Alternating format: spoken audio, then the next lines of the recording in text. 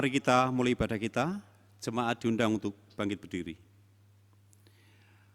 Mazmur 29 ayat 1-2.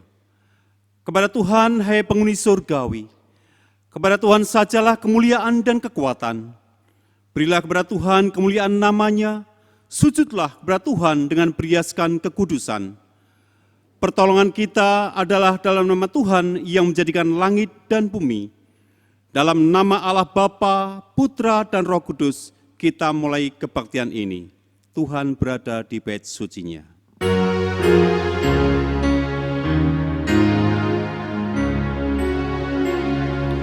Tuhan berada di bait sucinya, mari berlutut seluruh bumi di hadapannya,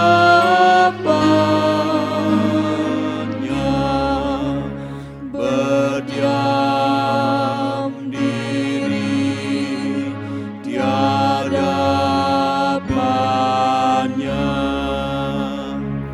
Amin. Jemaat silakan duduk. Shalom Bapak Ibu saudara kasih Tuhan Yesus. Puji syukur pada Tuhan jikalau hari ini kita boleh kembali beribadah untuk menghadap Tuhan. Dia yang layak disembah di tempat yang tinggi. Segala pujian hanya bagimu Tuhan, sebab Kau yang berkuasa dan mulia. Haleluya. Jemaat yang dikasihi Tuhan, mari kita memuji dan menyembah Tuhan Yesus dengan pujian beri puji.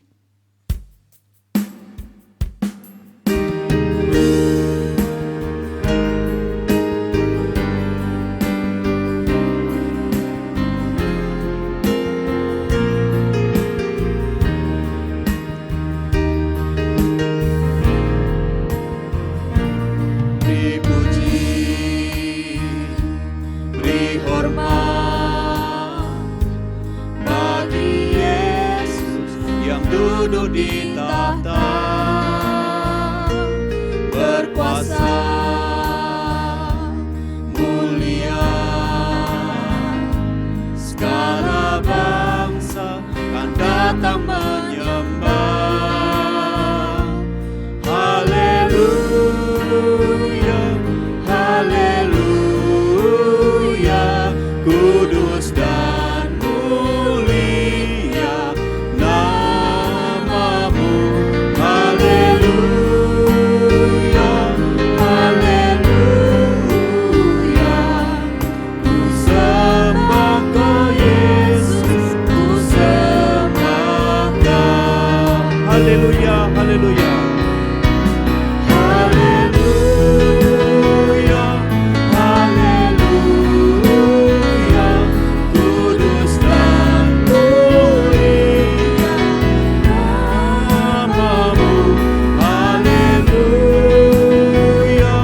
haleluya, ku sembah Kau Yesus, ku sembah Kau Yesus, ku sembah Kau Yesus, ku sembah Kau.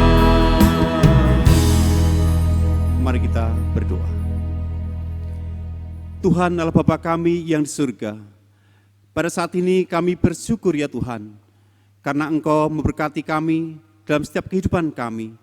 Dan pada kesempatan ini juga Tuhan, kami boleh bersama-sama untuk beribadah, untuk memuji, memuliakan nama Tuhan.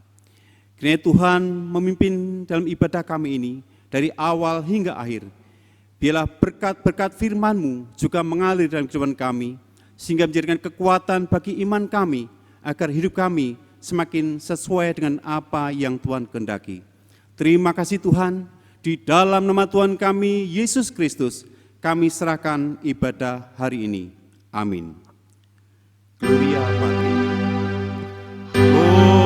Hormat diberi bagi Bapa, Anak, dan Roh Kudus, dari mula sampai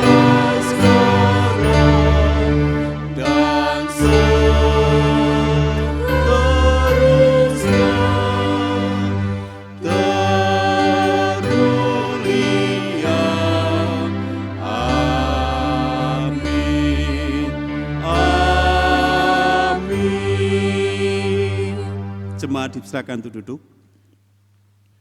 Keselamatan hidup kita hanya pada Yesus, sebab tiada Tuhan yang seperti dirinya, Bapa dari segala Bapa dan jalan kebenaran. Mari kita mengangkat pujian, jalan kebenaran dan hidup.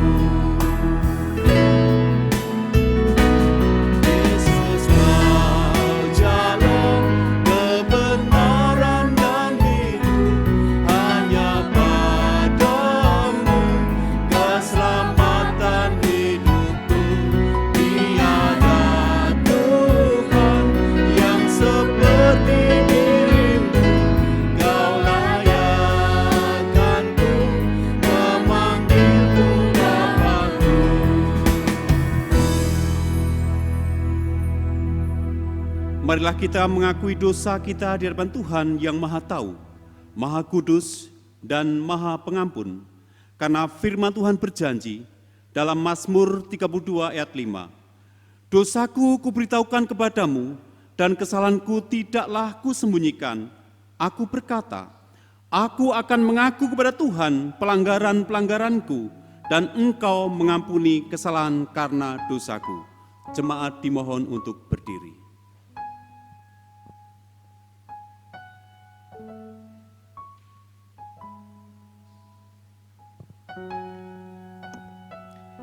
Mari Bapak Saudara, saya memberikan Bapak Saudara kesempatan untuk datang kepada Tuhan, untuk mengakui segala perbuatan dosa kita. Mari kita berdoa.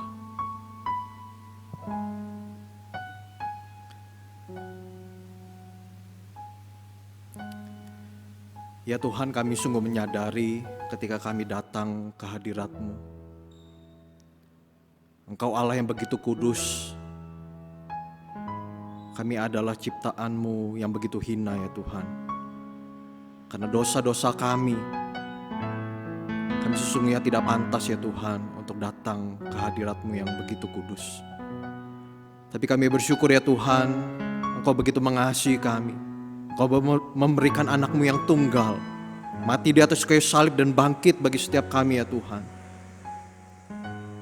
Kami ya Tuhan boleh datang kepadamu untuk berseru, untuk memohon ampun kepadamu ya Tuhan. Kami sadar ya Tuhan, ada begitu banyak hal-hal yang mengecewakan hati Tuhan.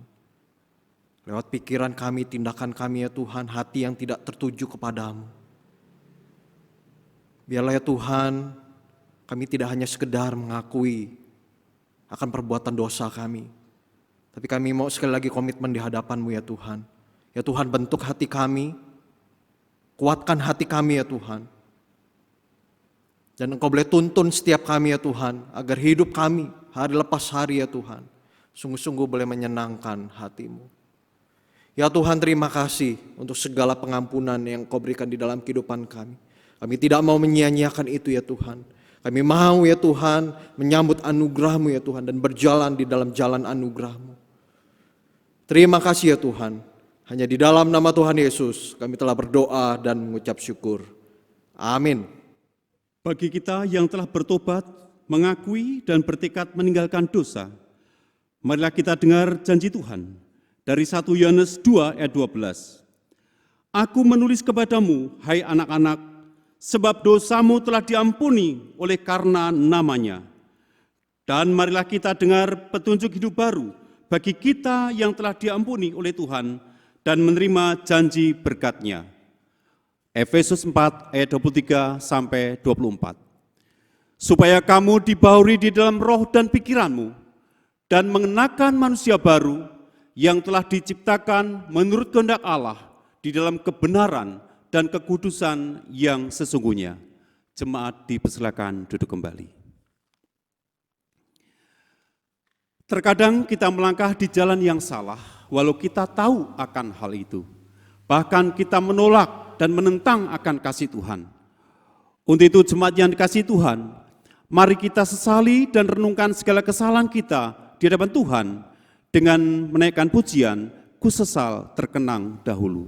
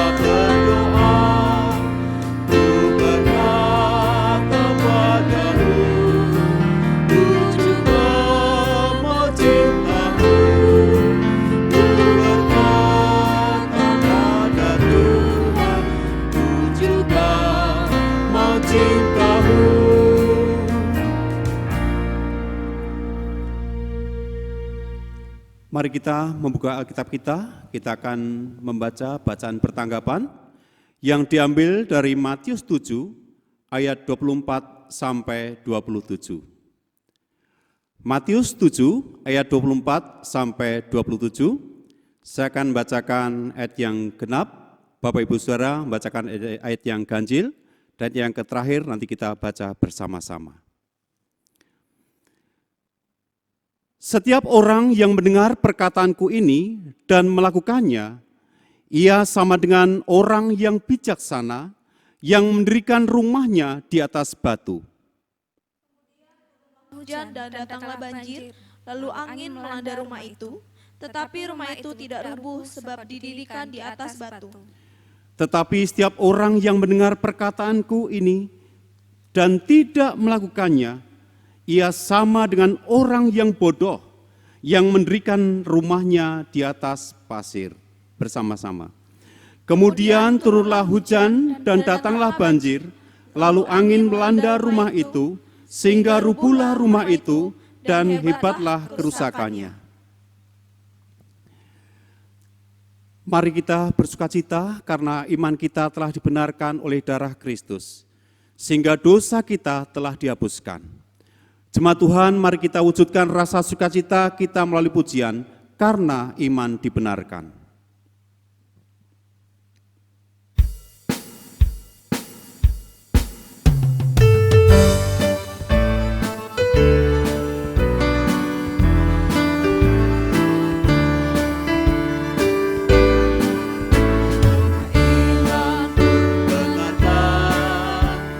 Betapa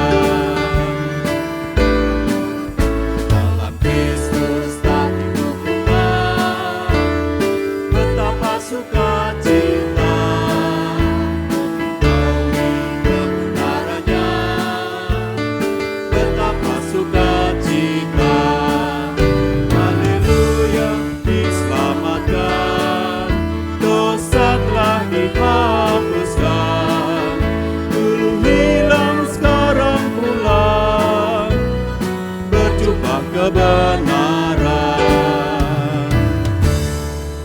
Jemaat diundang untuk bangkit berdiri. Bersama gereja Tuhan sepanjang masa dan segala abad, marilah kita ikrarkan kembali pengakuan iman kita dengan tegas. Pengakuan iman rasuli.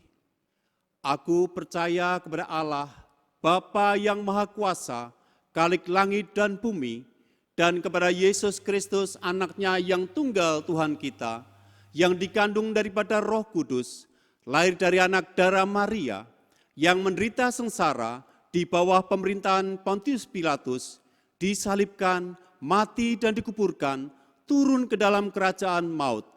Pada hari yang ketiga, bangkit pula dari antara orang mati, naik ke surga, duduk di sebelah kanan Allah, Bapa yang Maha Kuasa, dan dari sana ia akan datang untuk menghakimi orang yang hidup dan yang mati. Aku percaya kepada Roh Kudus, gereja yang kudus dan am, persekutuan orang kudus, pengampunan dosa, kebangkitan tubuh, dan hidup yang kekal. Amin. Jemaat dipersilakan untuk duduk kembali. Bacaan ayat mas kita diambil dari Roma 10 ayat 17. Mari kita baca sebanyak 2 kali berturut-turut. Roma 10 ayat 17. Jadi iman timbul dari pendengaran dan pendengaran oleh firman Kristus. Jadi iman timbul dari pendengaran dan pendengaran oleh firman Kristus. Sebentar lagi kita akan diberkati dengan firman Tuhan yang akan disampaikan oleh hamba-Nya. Biarlah kita siapkan hati kita untuk mengundang Roh Kudus hadir dalam setiap hati kita, agar hidup kita dipenuhi kebenaran. Mari kita mengangkat pujian, Engkaulah Tuhan.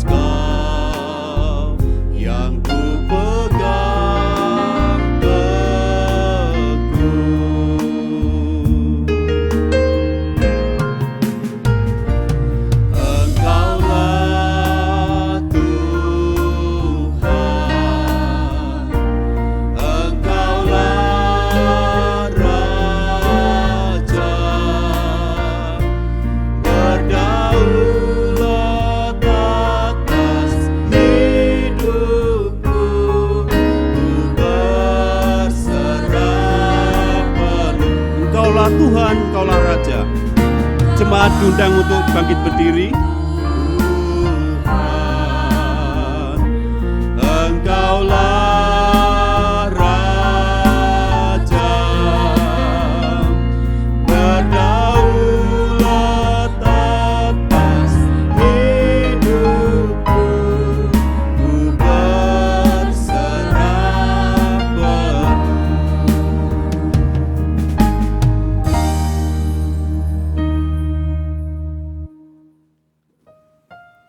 Mari Bapak Saudara kita berdoa. Ya Tuhan, sama seperti lagu ini ya Tuhan, kami rindu hidup di dalam kebenaran-Mu. Kami tahu ya Tuhan, kalau kami mengandalkan kekuatan diri kami sendiri, kami tidak mampu melakukan kebenaran-Mu ya Tuhan. Untuk itu ya Tuhan, biarlah Roh-Mu yang kudus boleh menuntun kehidupan kami, supaya kami sungguh-sungguh boleh melakukan kebenaran firman-Mu ya Tuhan. Seperti hari ini ya Tuhan, kami akan mendengarkan kebenaran firman-Mu sekali lagi. Mohon tuntun kehidupan kami ya Tuhan, dengan kebenaran firman yang akan kami dengarkan ini ya Tuhan. Biarlah kami boleh sekali lagi merendahkan diri kami, merendahkan hati kami ya Tuhan, Dan arahkan hati dan pikiran kami ya Tuhan, supaya hati dan pikiran kami boleh tertuju kepada kebenaran-Mu. Hanya di dalam nama Tuhan Yesus kami telah berdoa dan mengucap syukur. Amin. Jemaat silakan duduk kembali. Shalom Bapak Saudara, ya senang sekali Bapak Saudara, ya sekali lagi kita bisa mendengarkan kebenaran firman Tuhan. Hari ini Bapak Saudara tema kita adalah firman yang memunculkan iman.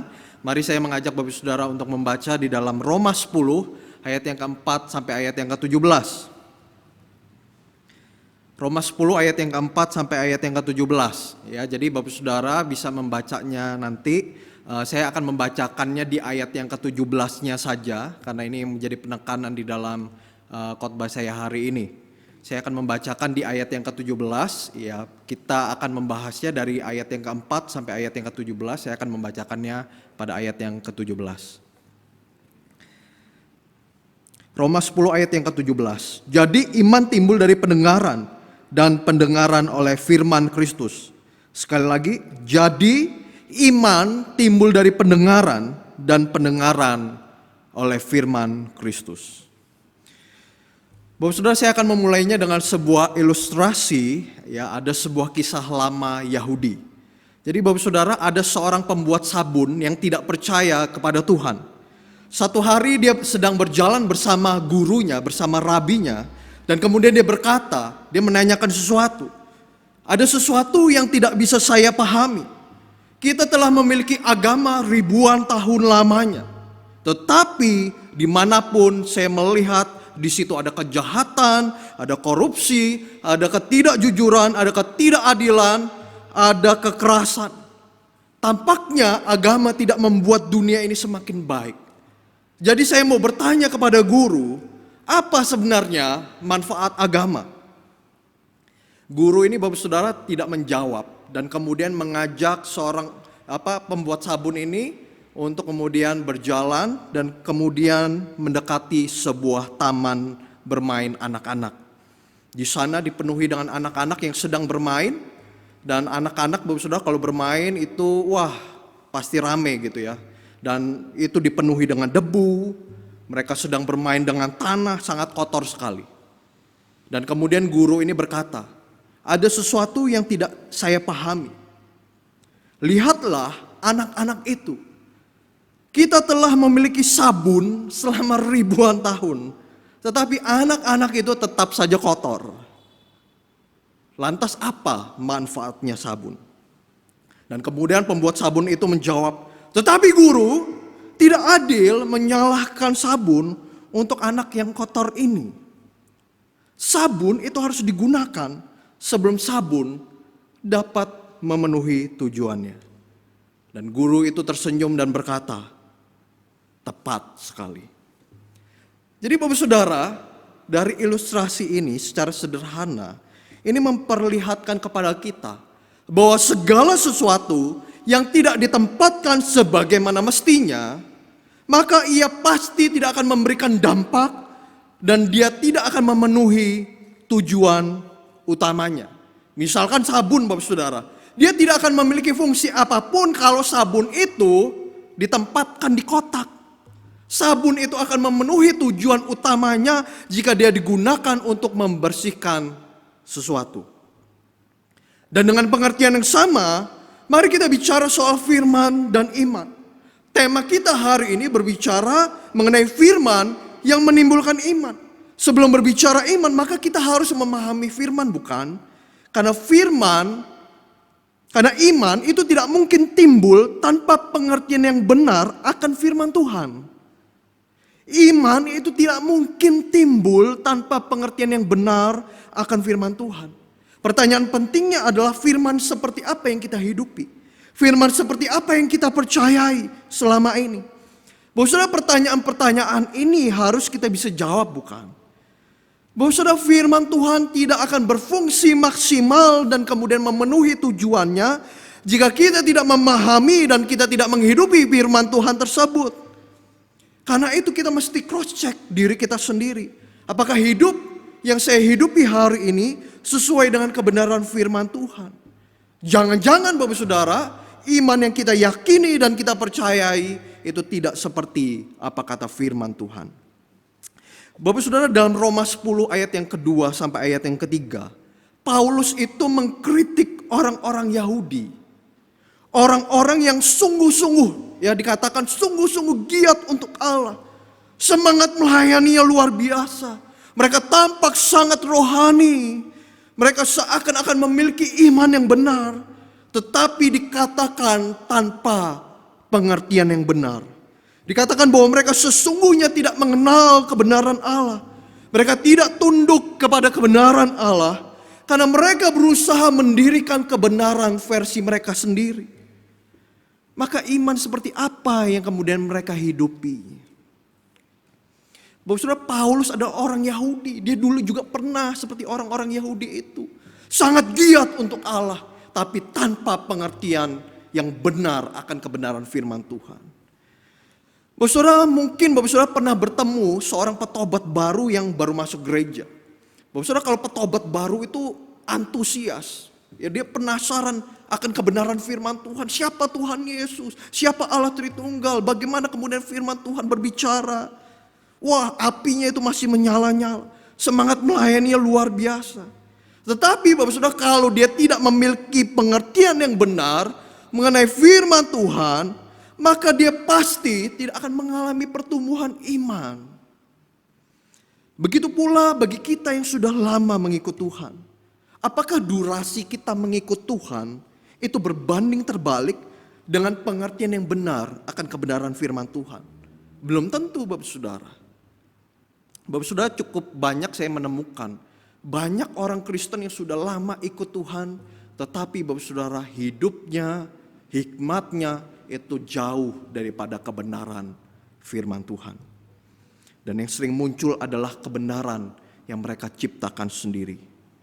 Atau Bapak Saudara, kita juga mungkin pernah menemui orang-orang Kristen yang semangatnya sudah tidak ada. Untuk mendengarkan firman Tuhan, untuk merenungkan firman Tuhan, itu semangatnya sudah tidak ada. Bahkan untuk ibadah kepada Tuhan pun semangatnya sudah tidak ada. Orang Kristen tipe ini adalah Bapak Saudara 5L. Lemas, lunglai, letih, lesu, dan L yang lainnya Bapak Saudara.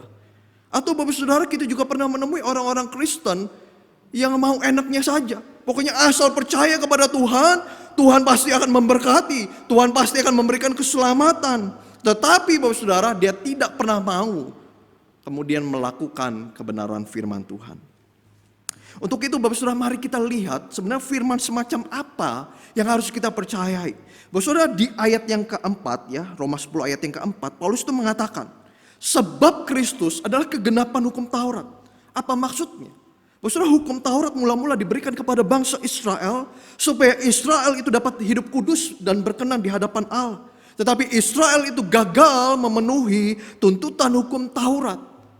Tetapi Bapak Saudara, kegagalan Israel itu tidak kemudian menghalangi rencana dan kebenaran Allah dinyatakan. Rencana Allah dan kebenarannya itu kemudian tetap dinyatakan. Dan Allah dari awal sudah tahu jelas bahwa tidak ada satu manusia pun di dunia ini yang sanggup memenuhi tuntutan hukum Taurat. Tidak ada seorang pun yang mampu berbuat baik sesuai dengan apa yang dituntut oleh Allah. Kita adalah manusia-manusia yang berdosa. Kegagalan kita menghidupi hukum Taurat itu akan berujung kepada maut. Kita akan binasa. Tetapi syukur kepada Allah. Karena Allah begitu baik. Allah adalah pribadi yang mengasihi kita. Dan kemudian Allah mengutus anaknya yang tunggal Yesus Kristus sebagai pemenuhan hukum Taurat. Tuhan Yesus itu kemudian mentaati hukum Taurat dengan sempurna. Sehingga kegagalan kita di dalam mentaati hukum Taurat itu telah ditanggung dan dikerjakannya. Kematian dan kebangkitannya menyelesaikan semuanya. Keselamatan dan kebenaran diberikan kepada orang-orang yang percaya kepadanya. Karena itu Bapak Saudara, Roma 10 ayat yang ke-8 sampai ayat yang ke-9 dikatakan, firman itu dekat kepadamu, yakni di dalam mulutmu dan di dalam hatimu. Itulah firman iman yang kami beritakan. Sebab jika kami mengaku dengan mulutmu bahwa Yesus adalah Tuhan dan percaya dalam hatimu bahwa Allah telah membangkitkan dia dari antara orang mati, maka kamu akan diselamatkan. Bapak Saudara, dalam bagian ini Bapak Saudara, Paulus itu mengutip perjanjian lama di dalam Ulangan 30 ayat yang ke-11 sampai ayat yang ke-14. Dalam teks ini kemudian Musa menyatakan bahwa Taurat Tuhan itu tidak sukar dan jauh. Bangsa Israel nggak perlu pergi ke langit atau ke seberang lautan untuk mendapatkannya. Semua itu sudah diberikan Allah kepada mereka. Tetapi yang diminta oleh Allah adalah mereka harus melakukan kebenaran firman itu. Dan dengan cara yang sama, Kristus sebagai penggenap hukum Taurat juga nggak jauh. Manusia itu tidak perlu susah payah mengupayakan agar Kristus mau turun dari surga untuk menjadi manusia. Atau kemudian kita pergi ke dunia orang mati untuk membangkitkan Kristus. Kita tidak perlu melakukan itu semua karena Yesus Kristus sudah datang ke tengah-tengah dunia ini. Semua itu sudah dilakukan Allah dan diberikan kepada kita. Sehingga sama seperti firman Taurat dekat dengan bangsa Israel, demikian pula firman iman itu juga sangat dekat dengan kehidupan kita. Bapak Saudara, sampai sejauh ini apa yang kita bisa pelajari? Yang pertama Bapak Saudara, Yesus itu datang ke dunia untuk menggenapi hukum Taurat yang tidak bisa diselesaikan manusia. Kalau dulu hukum Taurat itu sangat menekankan perbuatan baik, maka ketika Yesus hadir dan kemudian menggenapi hukum Taurat, kita cukup tinggal mengaku dan percaya kepada Tuhan Yesus. Artinya Bapak Saudara, keselamatan yang kita miliki hari ini itu bukan hasil usaha kita sama sekali. Tetapi karena anugerah yang Tuhan berikan di dalam kehidupan kita. Dan dengan pengertian ini Bapak Saudara, maka kita tidak boleh menciptakan kebenaran versi kita sendiri. Bapak Saudara, kita tidak boleh kemudian Bapak Saudara memiliki kebenaran-kebenaran yang lain di dalam kehidupan kita. Karena sejatinya Bapak Saudara, kebenaran itu sudah diberikan Tuhan di dalam kehidupan kita.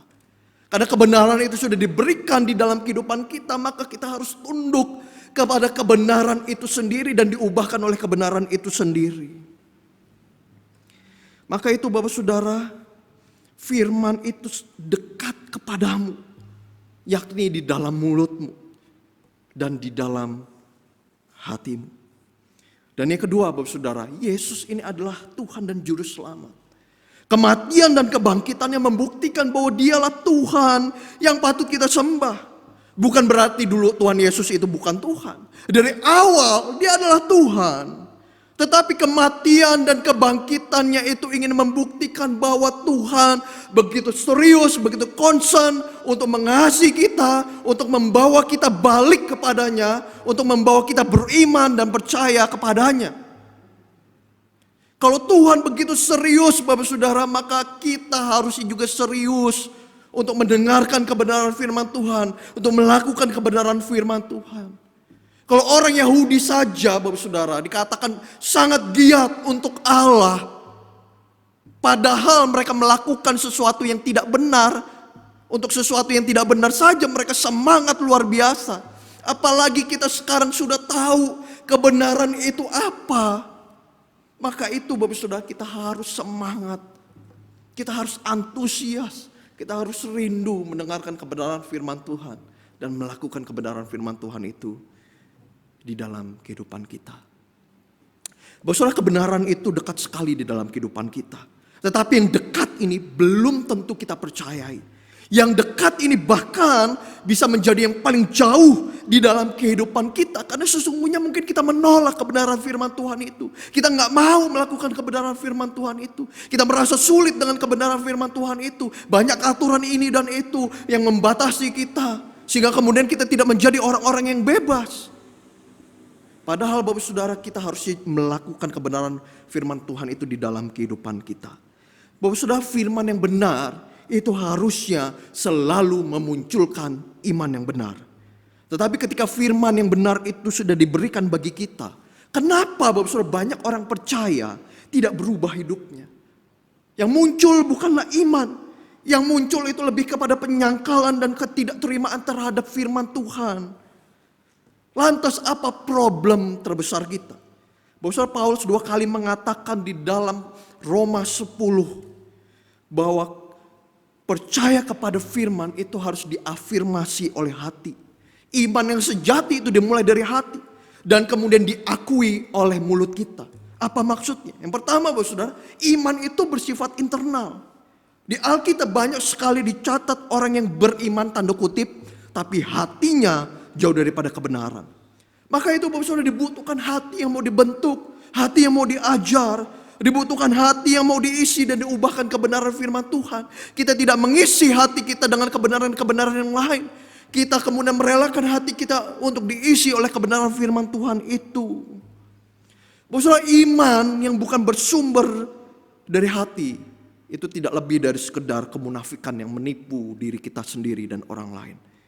Iman yang bukan bersumber dari hati hanya menjadikan kekristenan itu sebagai aksesoris atau rutinitas semata yang tidak mengubahkan. Dan yang kedua Bapak Saudara, iman itu bersifat publik. Bapak Saudara, Paulus tidak hanya menyinggung tentang percaya di dalam hati, tetapi kita juga harus mengaku dengan mulut kita. Bapak Saudara, poin ini menarik sekali. Bahwa iman itu bukan hanya personal, tetapi komunal. Iman itu bukan hanya kemudian tentang hati kita di hadapan Allah, tetapi juga pengakuan kita di hadapan orang lain. Bapak Saudara, kekristenan pada masa Paulus itu merupakan kelompok-kelompok yang minoritas, seringkali menghadapi tekanan, seringkali mendapatkan penyiksaan, gak mudah Bapak Saudara. Tetapi Bapak Saudara, pada waktu itu banyak orang Kristen yang kemudian menyangkali imannya, yang malu untuk mengakui Yesus Kristus di depan umum. Dan kemungkinan yang lain Bapak Saudara malu untuk memberitakan Injil. Bapak Saudara, mudahnya Bapak Saudara bagian ini mau mengatakan bahwa hidup kekristenan kita itu harus terus menjadi berkat. Hidup kita harus jadi berkat bagi banyak orang. Kita harus jadi garam dan terang. Kita harus menyatakan Kristus kepada orang lain. Dan orang lain itu dapat melihat Kristus di dalam kehidupan kita.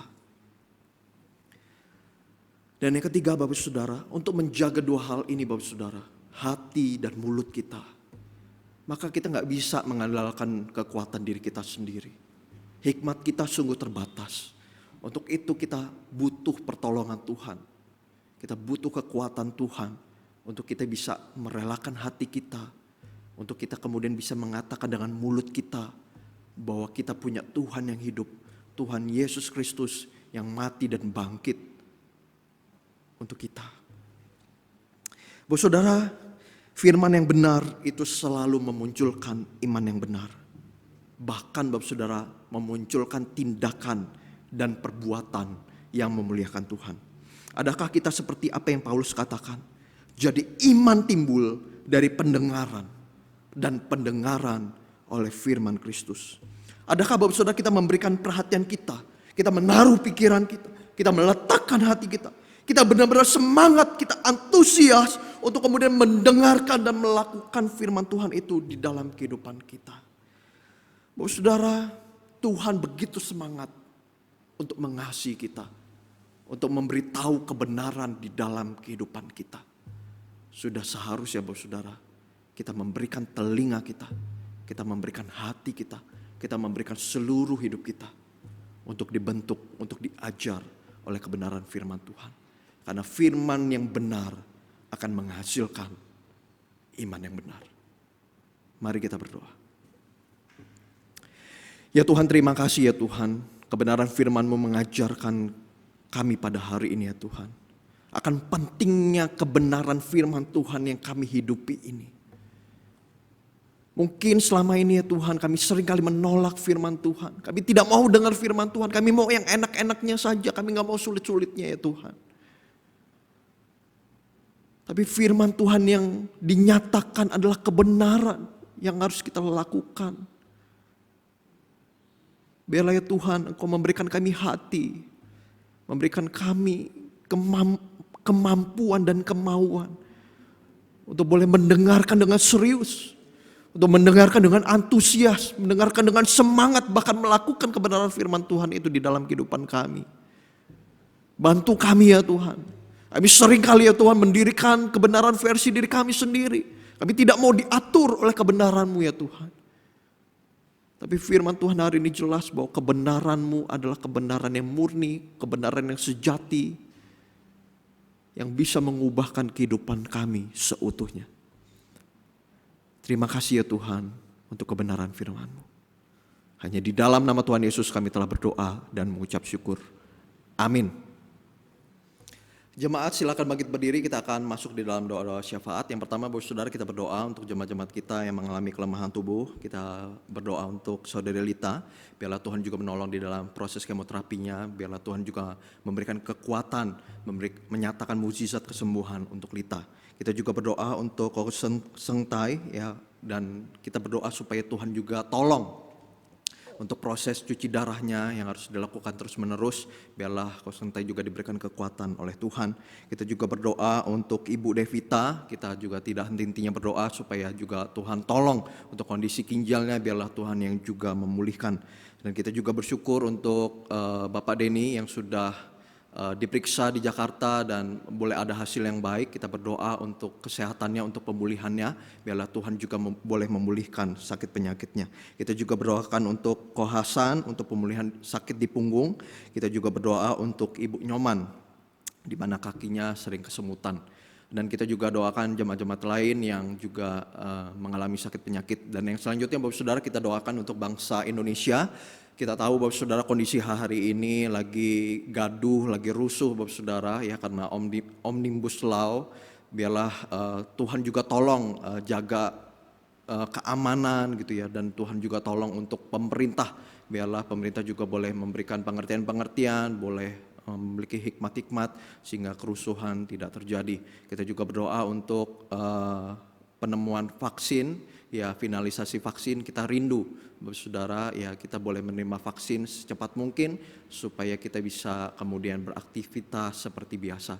Dan yang selanjutnya Bapak Saudara kita berdoa untuk pergumulan kita pribadi. Mari kita berdoa. Ya Tuhan, terima kasih hari ini kami boleh mendoakan jemaat-jemaat kami yang mengalami sakit penyakit. Ya Tuhan, kami berdoa untuk saudari Lita, kiranya Engkau juga boleh berkati ya Tuhan, berikan kekuatan, kesehatan, bahkan untuk proses kemoterapinya Tuhan. Kami mohon ya Tuhan, Engkau juga berikan kekuatan untuknya ya Tuhan. Biarlah Engkau boleh memberikan mujizat-Mu ya Tuhan, Engkau boleh menyatakan diri-Mu di sana, dan Engkau boleh topang anak-Mu ini ya Tuhan. Kami juga berdoa ya Tuhan untuk Ko Seng Tai, biarlah Engkau juga boleh berkati untuk proses cuci darah yang harus dilakukan terus-menerus. Kiranya Engkau juga boleh tolong berikan kekuatan lebih ya Tuhan, untuknya ya Tuhan boleh melewati ini semua ya Tuhan. Dan kami juga berdoa untuk Ibu Devita, kami mohon ya Tuhan Engkau juga berikan kekuatan kepadanya Tuhan, boleh melewati proses cuci darah dan bahkan untuk kondisi ginjalnya Tuhan. Kami mohon ya Tuhan anugerah-Mu, belas kasih-Mu ya Tuhan boleh dinyatakan di dalam kehidupan Ibu Devita. Kami juga berdoa ya Tuhan untuk Ko Denny, kami bersyukur ya Tuhan Engkau sudah menolong segala prosesnya Tuhan, bahkan untuk pengobatannya di Jakarta, pemeriksaannya di Jakarta ya Tuhan. Dan kami bersyukur ada hasil yang baik dan kiranya Engkau juga boleh topang untuk pemulihannya ya Tuhan. Kami juga berdoa ya Tuhan untuk Bapak Hasan, untuk pemulihan sakit di punggung dan proses-proses yang harus dijalani untuk pengobatan ya Tuhan. Kiranya Engkau juga boleh terus tolong, Engkau boleh topang ya Tuhan dengan kekuatan-Mu. Kami juga berdoa untuk Ibu Nyoman yang seringkali ya Tuhan suka kesemutan di bagian kakinya. Biarlah juga Engkau yang boleh menolong, Engkau yang boleh menopangnya ya Tuhan.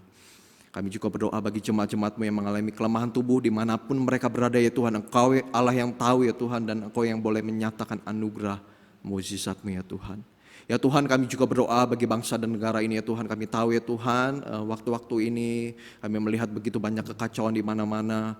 Omnibus Law diputuskan dan kemudian banyak kerusuhan di mana-mana ya Tuhan. Kami mohon Kau juga berikan kekuatan kepada pemerintah, berikan hikmat bijaksana ya Tuhan, sehingga ya Tuhan Engkau boleh jagai Indonesia ini sungguh-sungguh, tidak ada kerusuhan, boleh aman terkendali ya Tuhan. Dan kami juga berdoa ya Tuhan, bagi finalisasi vaksin kami rindu ya Tuhan, Engkau juga boleh tolong para peneliti ya Tuhan, Engkau juga boleh topang, berikan hikmat kepandaian ya Tuhan, dan kami merindukan agar vaksin ini ya Tuhan boleh kami terima ya Tuhan dengan segera, dan kami rindu ya Tuhan kami bisa hidup dalam keadaan yang lebih baik lagi. Mari Bapak Saudara kita menyatakan pergumulan pribadi kita kepada Tuhan.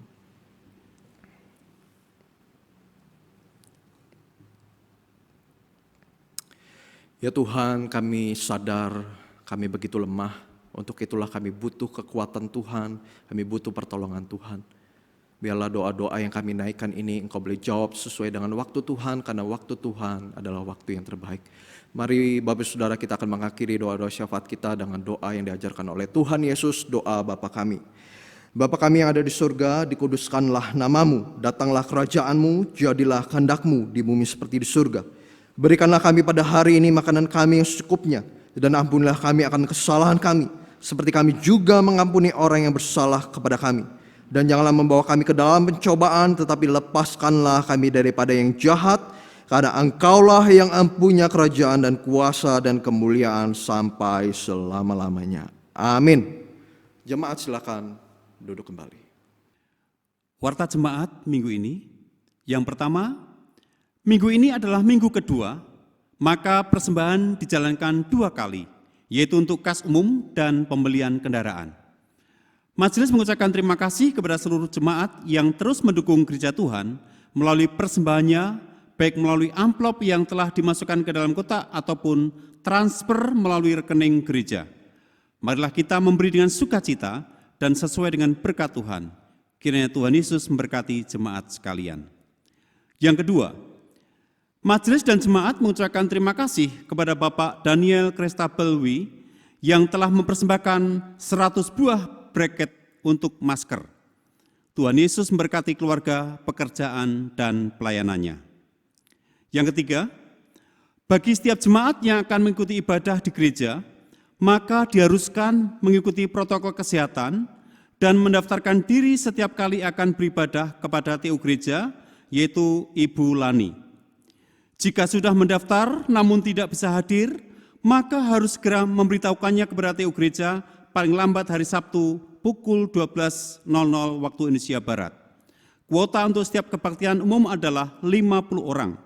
Jika kuota kebaktian umum 1 sudah penuh, maka akan dialihkan ke kebaktian umum 2.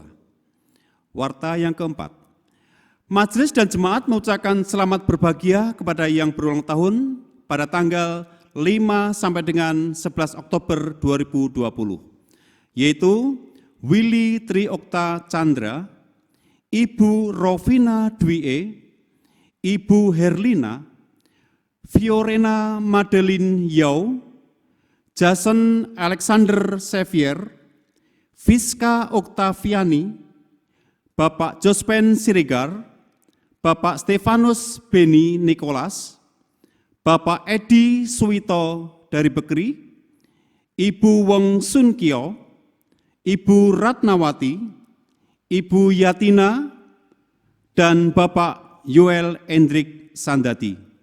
Kiranya Tuhan Yesus memberkati Bapak Ibu Saudara yang berulang tahun. Yang kelima, petugas kebaktian umum 1, tanggal 18 Oktober 2020. Liturgis Bapak Sugi Hasan, pemusik Sinta, singer Bapak R. Purba dan Ibu M. Panjaitan, termogan Bapak Lukas S. dan Bapak Hartono, LCD William, dan soundman Dirga. Demikian warta jemaat. Nat persembahan kita hari ini diambil dari Amsal 3 ayat 9-10. Muliakanlah Tuhan dengan hartamu dan dengan hasil pertama segala penghasilanmu, maka lumbung-lumbungmu akan diisi penuh sampai melimpah-limpah, dan bejana pemerahanmu akan meluap dengan air buah anggurnya. Atas segala kebaikan Tuhan yang telah pelihara hidup kita, apa yang kita perlukan telah disediakannya. Jemaat Tuhan, mari kita mengangkat pujian, persembahan syukur dengan pujian Allahku baik. Allahku baik, Allahku baik, Allahku baik, amat baik padaku. Ya pelihara, ya pelihara, ya pelihara, peliharakanku. Ku tak ada, ku tak ada, ku tak ada taat padanya. Jemaat dimohon untuk berdiri. Mari kita berdoa. Ya Tuhan Allah Bapa kami yang di surga, kami bersyukur Tuhan atas segala pemeliharaan Tuhan dalam hidup kami. Engkau yang telah memberkati segala kebutuhan hidup kami. Dan kesempatan ini Tuhan, kami akan bersama-sama untuk memberikan persembahan. Biarlah Tuhan sucikan, kuduskan persembahan kami ini Tuhan, agar dapat berguna sebagai sarana dalam pelayanan di jemaat-Mu ini Bapa. Terima kasih Tuhan, di dalam nama Tuhan kami, Yesus Kristus, kami serahkan persembahan kami ini. Amin. Kita akhiri ibadah kita hari ini dengan pujian doksologi dan akan ditutup dengan doa berkat dan pengutusan oleh Saudara Agus Andrianto, STH.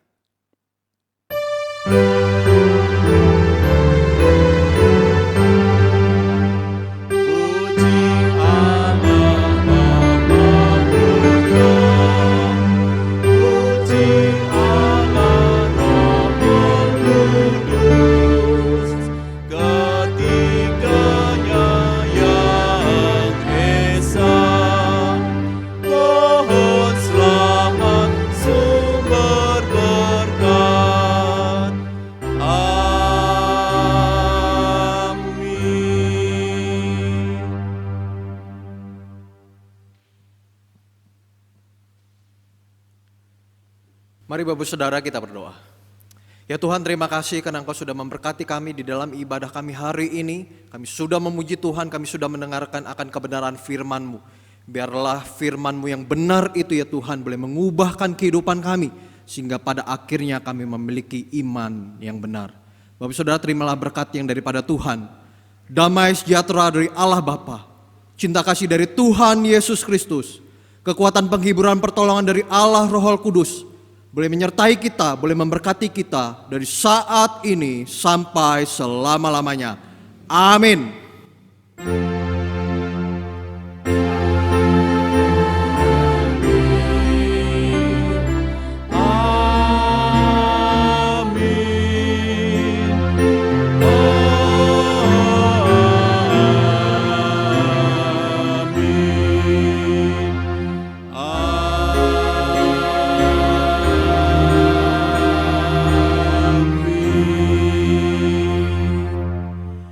Ibadah selesai, silakan bersaat teduh. Tuhan Yesus memberkati kita semuanya. Amin.